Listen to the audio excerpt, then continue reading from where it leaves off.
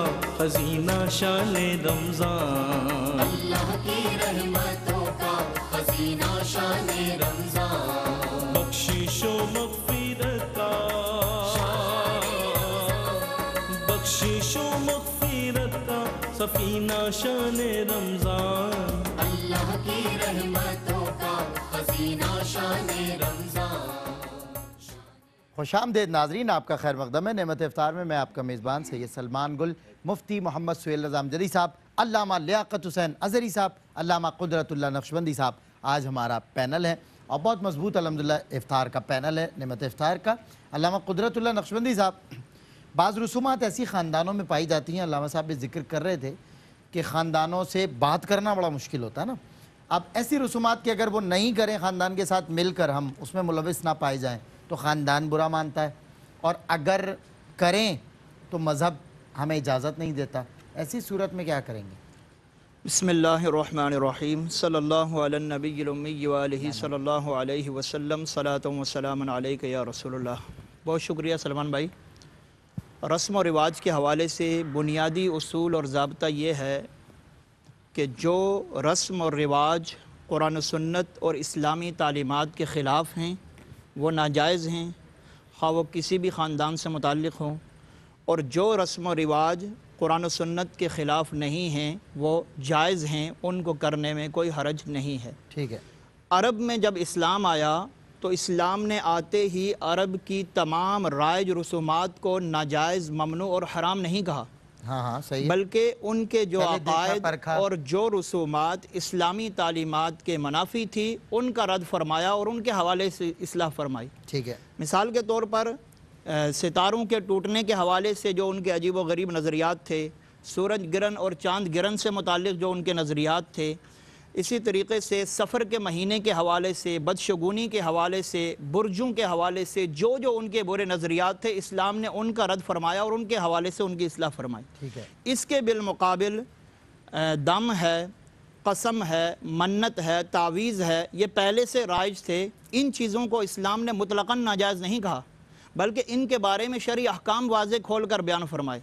जैसे बीमारी पर दम वगैरह या तावीज़ लटकाने का जो मामला है, तो नबी अलैहिस्सलातु वस्सलाम ने शिर्क किया, अल्फाज वाले मंतर से मना फरमाया और तावीज़ात से मना फरमाया, और वो तावीज़ात और वो दम के जो कुरानी आयात से मुताल्लिक़ हो, अहादीस नबविया से मनक़ूल मासूरा दुआओं से मुताल्लिक़ हो, उसको आपने जायज़ और बरकरार रखा। ठीक है। इसी तरीके से अगर हम गौर करें तो रसूमात को हम 3 पोर्शन में डिवाइड कर सकते हैं। बाज़ रस्म रिवाज वो हैं कि जो हमारी शादियों से मुताल्लिक़ हैं, सही। बाज़ रस्म रिवाज हमारी फोतगियों से मुताल्लिक़ हैं, और बाज़ रस्म रिवाज ऐसी हैं कि जो हमारी आम ज़िंदगी से मुताल्लिक़ हैं। ठीक है। जो हमारी शादियों से मुताल्लिक़ हैं, अल्लामा साहब ने, मुफ्ती साहब ने बड़ी सैर हासिल उस पर गुफ्तगू की है। एक बात मैं भी अर्ज़ करता हूँ कि मिसाल के तौर पर बाज़ ख़ानदानों में ये रस्म राइज है कि जब तक लड़का खूब कमाने के काबिल ना हो जाए, उसका आलीशान घर ना हो जाए, उसकी शादी नहीं करनी है, उसका रिश्ता नहीं करना। ये हमारे यहाँ बड़ा जी हाँ। अब इस रस्म की ये ख़राबी है कि बाकायदा ऐसी रसूमात जब जन्म देंगी तो फिर रिश्तों में ताख़ीर होगी तो नाजायज़ का रास्ता खुलेगा, शादी को मुश्किल बना रहा है। ऐसी रस्म को कुरान ने सूरह नूर में, जो आज नमाज तरावी में तिलावत की जाएगी, उसमें ये अल्लाह तबारक व तआला ने इस रस्म को तोड़ते हुए फरमाया कि व अनकिहुल अयामा मिनकुम वस्सालिहीन मिन इबादिकुम व इमाइकुम। फरमाया कि तुम में से जो लोग गैर शादीशुदा हैं, ख्वाह वो आज़ाद हैं या ग़ुलाम हैं, तुम्हारे लोगों की ज़िम्मेदारी है कि उनकी शादियों का एहतमाम करें, उनकी आपस में शादियां कराएं। फिर आगे कुरान कहता है कि इन यकूनु फुक़रा युग़निहिमुल्लाहु मिन फ़ज़ली वल्लाहु वासिउन अलीम। तुम जो फ़क्र के खौफ की वजह से, काम काज ना होने की वजह से उनके शादियों को डिले करते हो, फरमाया कि अगर वो गरीब हैं, फ़कीर हैं, तो अल्लाह ताला शादी के बाद उनको अपने फजल से गनी फरमा देगा। और अल्लाह ताला बहुत वसअत आला और इल्म वाला है। और इसी तरीके से कंज़ुल माल की हदीस में हुज़ूर ने फरमाया कि तज़व्वजुन निसाअ फ़इन्नहुन्ना यातीना बिल माली। तुम औरतों से निकाह करो कि जब वो आती हैं, तुम्हारे घर की दहलीज पर कदम रखती हैं, तो अपना रिज़्क़ खुद साथ लेकर आती हैं। अल्लाहु अकबर। इसीलिए हमारे यहाँ जो कहा जाता है ना कि औरत के नसीब का रिज़्क़ होता है, तो वो इसी वजह से कहा जाता है। तो ये रस्म रिवाज जो शादियों से मुताल्लिक़ हैं, इसमें इस्लाह की ज़रूरत है। इसी तरीके से जहेज़ के डिमांड के हवाले से, जैसे अल्लामा साहब ने कहा, डिमांड करना ये ममनू है, खुशी से जो कोई देता है तो उसमें कोई हरज नहीं है। और फिर बाज़ बरादरियों में, ख़ानदानों में ये रिवाज है कि बरादरी से, ख़ानदान से बाहर शादी नहीं करनी। अब अगर बरादरी और ख़ानदान में لڑکی کے سٹیٹس کا رشتہ نہیں ہے تو اس کو بٹھائے رکھیں گے، اس کی شادی کی عمر ہی نکل جائے گی، پھر آخر میں جا کر خیال آئے گا تو کسی عام بندے کے باقاعدہ اس کے حوالے کر دیں گے اور اس کی زندگی تباہ اور برباد کی جاتی ہے۔ بالکل اس حوالے سے بھی اصلاح کی ضرورت ہے۔ پھر جو فوتگیوں سے متعلق ہماری رسومات ہیں، ایک بات کہہ کے میں اپنی گفتگو کو ختم کرتا ہوں جی حضرت۔ کہ ہمارے ہاں آج اس کے پرفتن دور میں اگر کسی کے پاس 1.5-2 لاکھ روپیہ نہ ہو تو وہ عزت کے ساتھ مر بھی نہیں سکتا۔ عزت کی کیا بات ہمارے ہاں یہ رسم و رواج ہیں کہ باقاعدہ لوگ بیٹھ کے تبصرے کرتے ہیں، بالکل صحیح، کہتے ہیں کہ ساری زندگی باپ کا مال کھایا اور مرتے وقت اچھا کھانا بھی نہیں کھلا سکے۔ بالکل صحیح۔ بعض خاندانوں میں یہ رسم و رواج ہیں کہ کسی کے والد کا یا والدہ کا انتقال ہوا تو بڑے وڈیرے بلا کر اس کو پہلے سے تنبیہ کرتے ہیں، دیکھو خاندان کے برادری کے بڑے بڑے لوگ آئیں گے، اگر اچھا کھانا نہیں کھلا سکتے تو پہلے بتا دو، اچھے عالی شان کھانے کا اہتمام کرنا۔ استغفر اللہ، بندہ مر بھی نہیں سکتا۔ اندازہ لگائیں کہ جس کے سامنے اس کی ماں کی میت رکھی ہے، اللہ والد کا جسد رکھا ہوا، اس کو کہاں ہوش ہوگا کہ میں کہاں بریانی اور قورمے اور کھانے کا آرڈر دوں گا، کہاں فروٹ کا آرڈر دوں گا۔ صحیح بات۔ اس طرح کی رسومات کو ختم کرنے کی ضرورت ہے۔ تو خلاصہ کلام یہ ہے کہ خاندانوں کی جو رسومات قرآن و سنت اسلامی تعلیمات کے خلاف ہیں، خاندان الجھے یا نہ الجھے، ہمیں ان کو ترک کرنا ہوگا، اور جو رسومات قرآن و سنت اور تعلیمات اسلامیہ کے خلاف نہیں ہیں ان کو ہم اپنا سکتے ہیں، اس میں کوئی حرج نہیں ہے۔ بالکل ٹھیک ہے مفتی صاحب۔ جی جی نئے سوال کے ساتھ مفتی صاحب سے بات کریں گے۔ جیسے حضرت نے توجہ دلائی، مولانا امجد علی اعظمی صاحب بار شریعت نے لکھا ہے کہ اس دور کے اندر ایسا ہوتا تھا کہ اگر کسی کے یہاں فوتگی ہو جاتی تو لوگ قرض لے کر جو ہے نا کھانا کیا کرتے تھے، اور اگر قرض کو نہ دے تو سود پر قرض لیتے تھے، سود پر قرض لے کر جو ہے کھانا کرتے تھے کہ یہی کہ وہ کھانا نہیں کریں گے تو خاندان والے کیا کہیں گے۔ دیکھیں اس کے اندر اہل سنت کا ایک واضح موقف ہے۔ اعلیٰ حضرت امام اہل سنت نے فرمایا کہ یہ خالصتاً فقراء کا حق ہے، یہ ایصال ثواب کے لیے آپ کر سکتے ہیں۔ فرمایا طعام المیت یمیت القلب، یہ جو اغنیاء اس کو کھا رہے ہوتے ہیں، فرمایا کہ یہ دلوں کو مردہ کر دیتا ہے۔ اس کو حرام نہیں فرمایا لیکن یہ غلط طریقہ کار ہے، دلوں کو مردہ طعام المیت یمیت القلب۔ اچھا، اور خاص طور پر آواز لگاتے ہوئے دیکھا ہے بڑے بڑے علاقوں کے اندر، بالکل نہیں، بڑے بڑے علاقوں کے اندر آواز کہ بھائی یہ بوٹی موٹی تو نظر آ رہی نہیں، خالی چاول ہی چاول لے کے آ رہے ہو۔ یہ میت کے گھر بیٹھے ہوئے ہیں، دفنا کے آئے، ادھر ان کی میت پڑی ہوئی ہے، ان کو قبر کا انتظام کرنا ہے، اور ادھر دیگ والے کو فون کر رہے ہیں کہ یار دیگیں کر دو، یار پیسے نہیں بھائی آپ تھوڑے پیسے دے دو، یار میری ماں مر گئی ہے مجھے نہ کھانا کرنا ہے۔ تو دیکھیں یہ ہم نے اتنا مشکل ترین، اسلام بالکل اس کی مذمت کرتا ہے، کسی بھی اعتبار سے یہ ٹھیک نہیں۔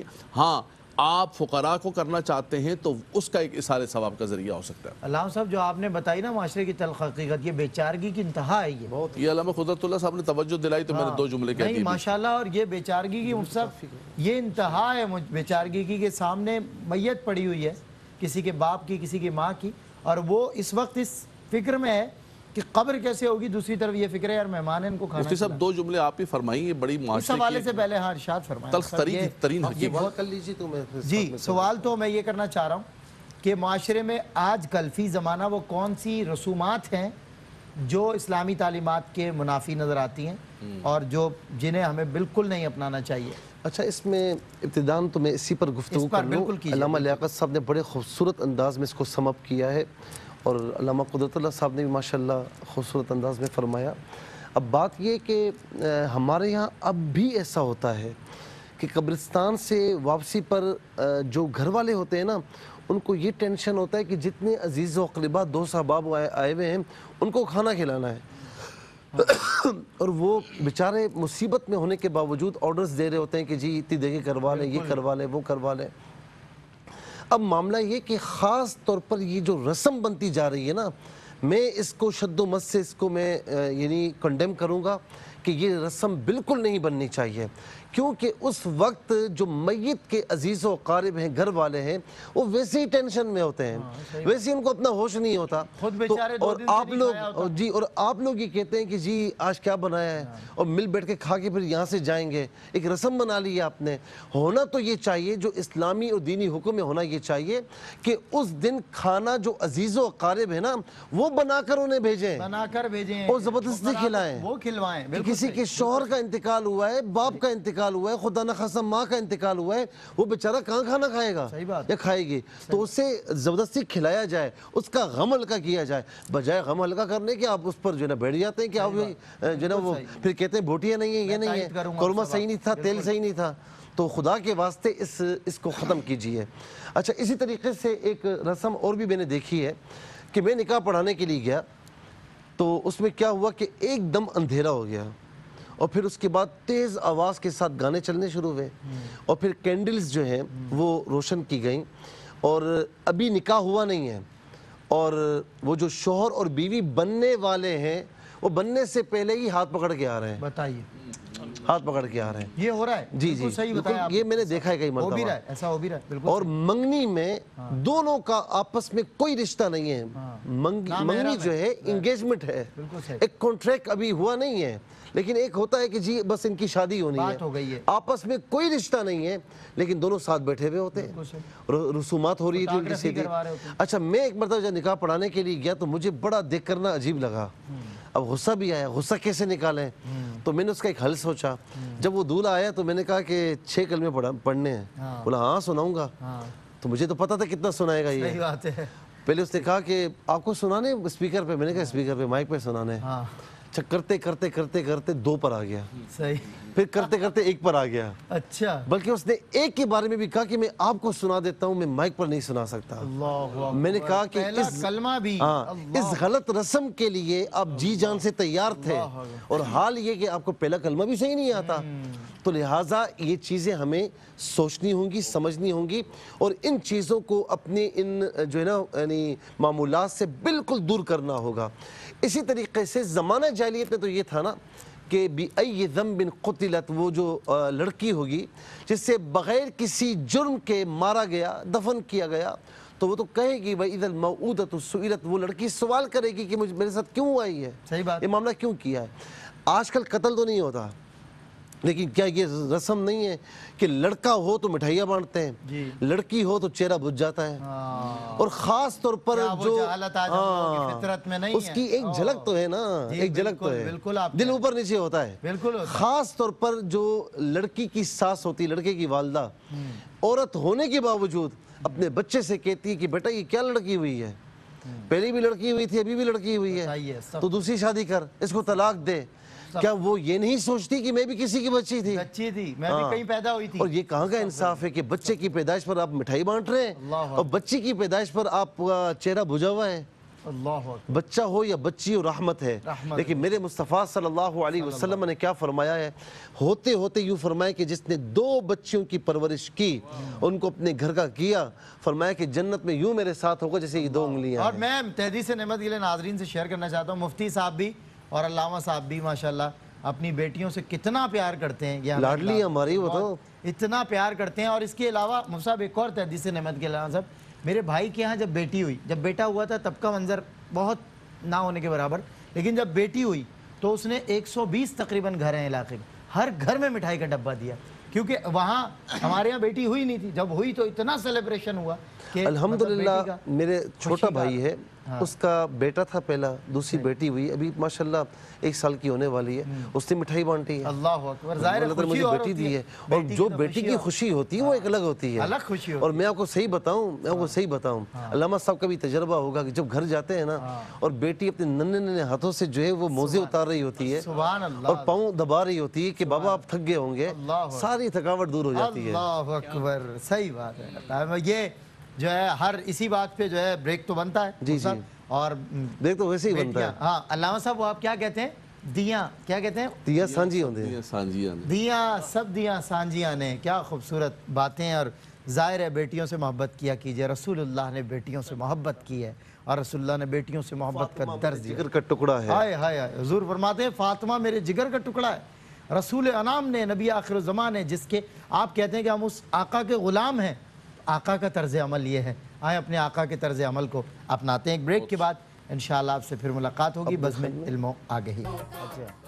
جی ویلکم بیک ناظرین، آپ کا خیر مقدم ہے۔ اسلام اور رسومات آج موضوع ہے، علماء کرام سے ہم اس پہ کلام کر رہے ہیں۔ علامہ لیاقت حسین اظہری صاحب، بعض لوگ رسم کو قسم سمجھ لیتے ہیں، وہ کہتے ہیں چھوڑو یار سب کو ایک طرف کرو، پرے کرو، ہماری تو یہ جدی پشتی رسومات چلی آ رہی ہیں اور آج جا کے جو ہے وہ ہمارا ساری خاندانی جو رسومات ہیں ان کو ہم توڑ دیں کسی کے لیے، کیا فرماتے ہیں؟ بالکل آپ نے بالکل صحیح فرمایا، اور علماء کرام نے بہت خوبصورت گفتگو کی۔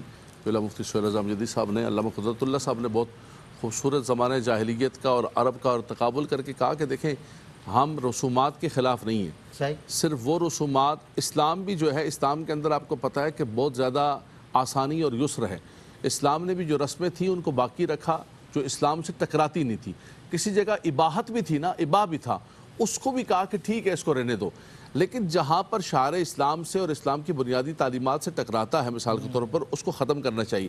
تو رسومات جتنی بھی خاندانی ہیں، برادریوں کی ہیں، اور ان کو لوگ گلے سے ایسے لگا کے رکھے ہوئے ہیں کہ جیسے کوئی اسلام کو بھی نہیں لگا کے رکھتا، صحیح بات، قسم سے بھی زیادہ ان پر پابندی کرنا لازم و ضروری سمجھتے ہیں کہ بھائی یہ نہیں کی تو جو بڑا مسئلہ بن جائے گا۔ مثال کے طور پر آپ نے کہا اعلیٰ حضرت امام علیہ سنت کے فتاوی رضویہ شریف سے استشہاد کر کے اور بہار شریف سے استشہاد کر کے مفتی جلال الدین امجدی صاحب نے ایک رسالہ لکھا ہے، اس کے اندر لکھا ہے کہ لوگ مثال کے طور پر حضرت امام حسین کا تعزیہ بنایا جاتا ہے اور اس کے ارد گرد اس طرح چکر لگاتے ہیں اور وہاں جانا اتنا وہ سمجھتے ہیں کہ جوتے اتار کے جاؤ ورنہ بڑا گناہ ملے گا اور منتیں مانتے ہیں۔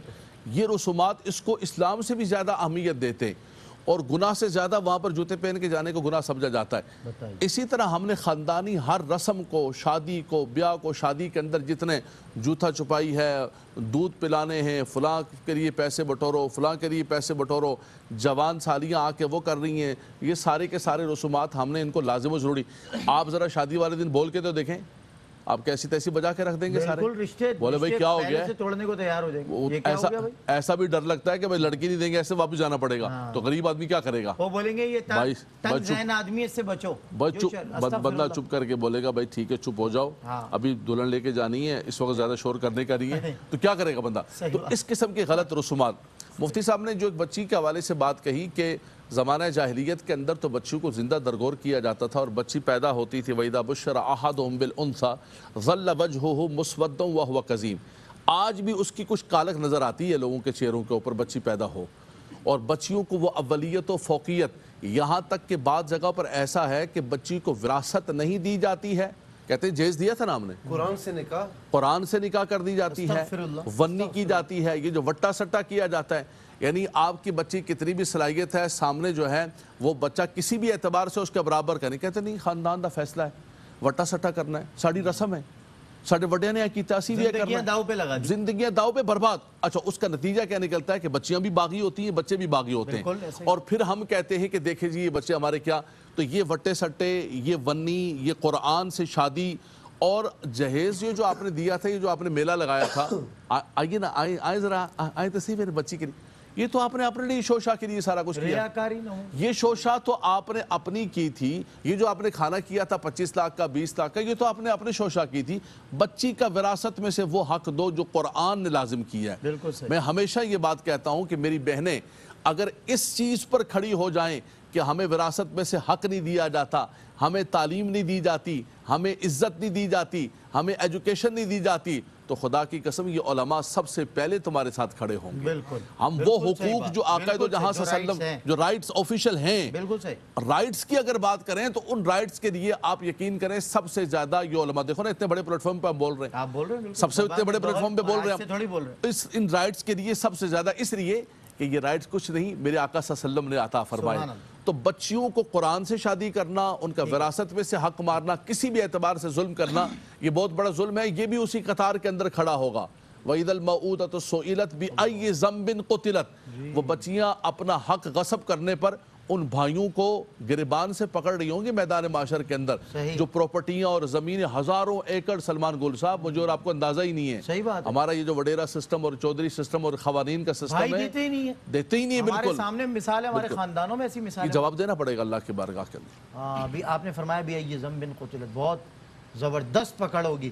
بہرحال علامہ قدرت اللہ نقشبندی صاحب، رسالت مآب صلی اللہ علیہ وسلم نے اپنے سے قبل کا دور جاہلیت ہے، اس کی جاہلانہ رسومات کو اپنے پیروں تلے رون دیا، جس کا ذکر بھی ہوا، پیروں تلے روندا، لیکن آج بھی ان جاہلانہ رسومات کی نشانیاں کہیں نہ کہیں ہمیں نظر آتی ہیں۔ وہ جو کہتے ہیں نا کہ وہ بچی کو یہ سمجھا جاتا تھا، آج خواہ نہیں سمجھا جاتا، لیکن وہ جو کمی ہے تو کہیں نہ کہیں وہ تواتر اور نشانی چھوٹے پیمانے پہ موجود ہے۔ کیا فرماتے؟ جی بسم اللہ الرحمن الرحیم۔ جیسا کہ ابھی قبلہ مفتی صاحب نے، قبلہ علامہ صاحب نے بڑی صراحت کے ساتھ کچھ باتوں کی نشاندہی بھی کی گئی، کی ہے کہ زمانہ جاہلیت میں کئی ایسی رسومات تھی جن کو میرے آقا صلی اللہ علیہ وسلم نے اپنے قدموں تلے رون دیا، اور آج بھی ان کے نشانات اور اثرات ہمیں کہیں نہ کہیں نظر آتے ہیں۔ بچی کے حوالے سے جیسا کہ بیان کیا گیا کہ قرآن کہتا ہے کہ زمانہ جاہلیت میں وَإِذَا بُشِّرَ أَحَدُهُمْ بِالْأُنثَىٰ ظَلَّ وَجْهُهُ مُسْوَدًّا وَهُوَ كَظِيمٌ، جب ان کے ہاں کسی کی بچی کی پیدائش ہوتی، بچی کی بشارت دی جاتی اس کو، تو اس کا چہرہ سارا دن سیاہ رہتا اور وہ باقاعدہ پورا دن غمزدہ رہتا۔ تو مفسرین فرماتے ہیں کہ جب مشرکین میں سے کسی کی وائف کی زچگی کے دن قریب آتے تو وہ جا کر چھپ جاتا اور انتظار میں رہتا کہ خبر آئے کہ بیٹا ہوا ہے یا بیٹی ہوئی ہے۔ اب بیٹا ہوتا تو بڑے فخر سے سامنے آتا، مٹھائیاں بانٹتا، فخر کرتا میرے ہاں بیٹا ہوا، اور اگر بیٹی پیدا ہوتی تو چھپ جاتا، کئی دنوں تک لوگوں کے سامنے نہیں آتا۔ پھر اس بچی کو مارنے کی، اس کو فروخت کرنے کی طرح طرح کی تدبیریں اور سازشیں کرتا کہ اب اس بیٹی کی وجہ سے میری ناک نیچے ہو گئی ہے، خاندان میں میرا سٹیٹس گر گیا ہے، اب میں اس سے کیسے جان چھڑاؤں۔ اس طرح کی رسومات زمانہ جاہلیت میں رائج تھی۔ ایک صحابی رضی اللہ تعالیٰ عنہ اسلام لانے کے بعد عرض کرتے ہیں یا رسول اللہ زمانہ جاہلیت میں نے اپنی 8 بیٹیوں کو اپنے ہاتھوں سے زندہ درگور کر دیا۔ میرے آقا صلی اللہ علیہ وسلم نے فرمایا کہ تم ہر بیٹی کے بدلے میں ایک غلام آزاد کر دو۔ اس نے عرض کی یا رسول اللہ میرے پاس اونٹ ہیں، تو نبی علیہ السلام نے فرمایا کہ تم ہر بیٹی کے بدلے میں ایک اونٹ ذبح کر دو، یعنی نہر کر دو، تو اس کا بدلہ ہو جائے گا۔ اور ایک صحابی نے تو یہاں تک عرض کی یا رسول اللہ میں جب سے اسلام لایا ہوں مجھے اسلام کی مٹھاس محسوس نہیں ہو رہی۔ اس کی وجہ یہ ہے کہ میری زمانہ جاہلیت میں ایک جوان سالہ بیٹی تھی اور میں نے اپنی وائف سے کہا کہ اس کو بناؤ سنگار کرو، اس نے اس کو تیار کیا تو میں اس کو لے کر دور وادی میں چلا گیا اور وہاں پر جا کر میں نے ایک بہت گہرے کنویں میں اس کو پھینک دیا، اور جاتے ہوئے اس بیٹی نے ایک لفظ کہا تھا کہ ابا آپ نے مجھے اپنے ہاتھوں سے مار ڈالا ہے۔ کہا کہ جب اس بیٹی کی وہ آہ و بکا اور وہ آواز اور وہ الفاظ مجھے یاد آتے ہیں تو آج بھی مجھے وہ اسلام کی مٹھاس محسوس نہیں۔ تو میرے آقا صلی اللہ علیہ وسلم نے فرمایا کہ اسلام پہلے کے گناہوں کو منہدم کر دیتا ہے، اور اسلام کے بعد جو گناہ سرزد ہوتا ہے تو اس کو استغفار منہدم کر دیتا ہے۔ تو اور نبی علیہ السلام نے بیٹی کی عظمت کو کیسے بیان فرمایا؟ ایک تو علامہ صاحب نے، مفتی صاحب نے بھی حدیث بیان فرمائی۔ دوسری حدیث میں ام المؤمنین عائشہ صدیقہ رضی اللہ تعالیٰ عنہ کہتی ہیں کہ میرے پاس ایک خاتون آئی، مسکین تھی، اس کے ساتھ اس کی 2 چھوٹی بیٹیاں تھیں، تو میں نے ایک روایت میں ہے مسلم کے میں نے 3 کھجوریں اس کو دی، تو اس نے ایک کھجور دونوں بیٹیوں کو دی۔ ایک کھجور خود جب کھانے کے قریب تھی کہ اس کی بیٹیوں نے کہا کہ ہمیں اور دو، اس نے وہ کھانے سے پہلے وہی کھجور منہ سے نکال کر اس کے 2 ٹکڑے کر کے ایک بیٹی کو دی۔ تو حضرت عائشہ کہتی ہیں کہ مجھے بڑا تعجب ہوا، تو جب نبی علیہ السلام تشریف لائے تو میں نے آپ کی بارگاہ میں یہ ماجرا عرض کیا، تو نبی علیہ السلام نے فرمایا کہ اللہ تعالیٰ نے اس عورت کے لیے جنت کو واجب کر دیا ہے۔ تو بیٹیوں کی پرورش پر رسول کریم جنت کی بشارت دے رہے ہیں، اور ہمارے معاشرے میں بیٹی کی پیدائش کو معیوب سمجھا جاتا ہے، تو اس جاہلیت کی رسم کو ختم کرنے کی ضرورت۔ اسی طریقے سے علامہ صاحب نے جیسے فرمایا کہ زمانے جاہلیت میں بیٹیوں کو، بہنوں کو وراثت سے محروم کیا جاتا تھا۔ آج بھی ہمارے ہاں یہ باقاعدہ ریشو بڑھتا جا رہا ہے، جہیز میں ہم نے تمہیں اتنا دیا، تمہاری شادی میں اتنا خرچہ کیا، اب ہم سے حصہ کیا مانگنے آئی ہو؟ تم سے حصہ تو نہیں مانگ رہے ہیں، آئیے شریعت نے اس کا حصہ متعین کیا ہے تو اس کا حصہ دینا چاہیے۔ آج بھی یہ جاہلیت کی رسم چلی آ رہی ہے۔ پھر زمانے جاہلیت میں یہ ہوتا تھا کہ طاقتور کا راج ہوتا تھا اور مظلوم کا کوئی پرسان حال نہیں ہوتا تھا۔ تو میرے آقا صلی اللہ علیہ وسلم نے معاہدہ حلف الفضول میں شرکت فرمائی، اور آپ نے یہ عہد کیا کہ میں مظلوم کی مدد کروں گا، مظلوم کا ساتھ دوں گا، مظلوم کی دستگیری کروں گا۔ آج بھی ہمارے معاشرے میں دیکھیں کہ جس کی لاٹھی اسی کی بھینس، بالکل ایسا طاقتور کا راج ہے، مظلوموں کو کوئی پوچھنے والا نہیں ہے۔ تو یہ جاہلیت کی رسم آج بھی موجود ہے۔ پھر جاہلیت کے اندر باقاعدہ وہ فحاشی اور عریانی اور بے راہ روی پر فخر کرتے تھے، زنا پر فخر کرتے تھے۔ قرآن کہتا ہے کہ وَلَا تَقْرَبُوا الْفَوَاحِشَ مَا ظَهَرَ مِنْهَا وَمَا بَطَنَ۔ آج بھی آپ دیکھیں یورپین کنٹریز کے اندر اور دیگر کئی اسلامی ممالک کے اندر بھی دیکھیں باقاعدہ فحاشی ہے، عریانی ہے، زنا عام ہے، کوئی پوچھنے والا نہیں ہے۔ یہ جاہلیت کی رسم آج بھی دور موجود میں موجود ہے۔ پھر زمانے جاہلیت میں سفر کے مہینے کو منحوس سمجھا جاتا تھا، اور کوئی ویسے ٹریولنگ کرنے چاہتا اگر سفر کا مہینہ آتا تو وہ رک جاتا، اور سفر کرنے سے پہلے پرندے کو اڑایا جاتا۔ اگر وہ سیدھی جانب اڑتا تو وہ اس کو صحیح سمجھ کر سفر پر جا دے، الٹی جانب اڑتا تو وہ سمجھتے کہ یہ سفر صحیح نہیں ہے، رک جاتے۔ اسی طرح پرندے کو خود اڑتا ہوا دیکھتے اور پھر اپنے سفر کا فیصلہ کرتے۔ آج بھی ہمارے زمانے میں دیکھ لیں کہ اگر سامنے سے بلی گزر جائے کہتے ہیں بلی نے راستہ کاٹ لی. بالکل اگر کوئی خاتون سامنے آ جائے صبح آپ جاب کے لیے جا رہے ہیں، شہر میں جا رہے ہیں، کوئی سامنے آ جائے تو اس کو ہٹا دیتے ہیں، سامنے سے ہٹو، ان کو جانے دو پہلے. تو اس طرح کی رسومات جو زمانے جاہلیت میں بھی موجود تھی اور آج بھی موجود ہیں. پھر قومیت کی بنا پر خون خرابہ کیا جاتا تھا، قتل و غارت گری کی جاتی تھی، پھر غیرت کے نام پر عورتوں کو زندہ درگور کیا جاتا تھا، مارا جاتا تھا. آج بھی دیکھیں کاروکاری کے نام سے اور غیرت کے نام سے عورتوں کو قتل کیا جا رہا ہے، مارا جا رہا ہے. یہ زمانے جاہلیت کی رسومات تھی جن کو میرے آقا صلی اللہ علیہ وسلم نے اپنے قدموں تلے رون دیا تھا. آج بھی ان کے نشانات موجود ہیں. تو ضرورت اس امر کی ہے کہ ہم آج ان جاہلیت کی رسومات کو اپنے قدموں تلے رون دیں اور مصطفیٰ کریم صلی اللہ علیہ وسلم کے دامن رحمت کو تھام لیں کہ آپ کے دامن رحمت کو تھامنے میں ہی ہماری عافیت ہے. کہ حضور نے فرمایا کہ من تمسک بسنتی عند فساد امتی فلہ اجر مئات شہید، کہ جس نے امت میں فساد اعتقاد اور عمل کے بگاڑ اور فساد کے وقت میری ایک سنت کو بھی تھام لیا، ایک سنت کو بھی زندہ کیا، اللہ اس کو 100 شہیدوں کا اجر و ثواب عطا فرمائے. اللہ اکبر، اللہ اکبر. ناظرین اکرام، علم و آگہی کا سفر جاری و ساری ہے. اب ہم اگلے سیگمنٹ میں انشاءاللہ آپ کی کالز لیں گے اور آپ کی لائیو کالز کے سوالات ہوں گے. سوالات انشاءاللہ علماء اکرام نوٹ فرمائیں گے اور آنے والے سیگمنٹس میں ہم دیں گے آپ کے سوالات کے جوابات.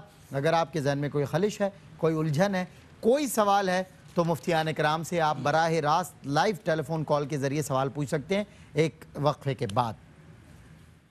کی رحمتوں کا خزینہ شان رمضان، اللہ کی رحمت